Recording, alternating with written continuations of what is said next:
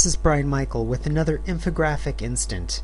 In this episode we're going to be looking at the relationship between wealth or income of people in a country and the level of stock market development in that country. And of course this is an interesting question because as countries develop, the question is, well, does stock market development lead to more affluent consumers and savers and investors, or does it work the other way around? Namely, do more affluent investors, savers, and consumers put their money in stock markets?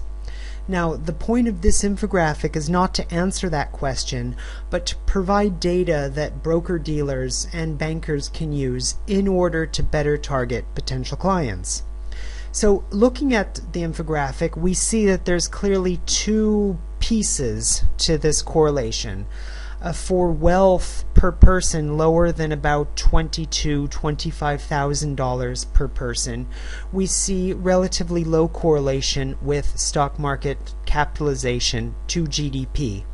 We see very large variance in stock market capitalization for a wide range of countries for incomes ranging from $1,000 in GDP per person all the way again to about $20,000.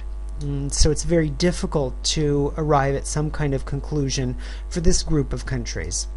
But when we look at more affluent countries, countries mostly in the OECD and East Asia, we can see that there is a much stronger relationship.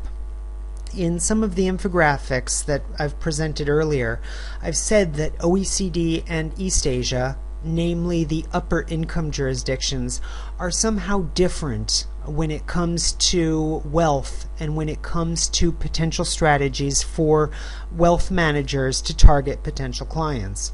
And we see that the data from this infographic show no exception to this rule. We see in general that as customers, savers, and investors in a country become richer, we see their stock markets developing. And it's a very interesting question because many of these markets are not used by these affluent and upper high net worth individuals, providing of course opportunities for wealth managers to seek customers across borders. And as we discuss some of the other infographics, we will hopefully understand this trend a bit better.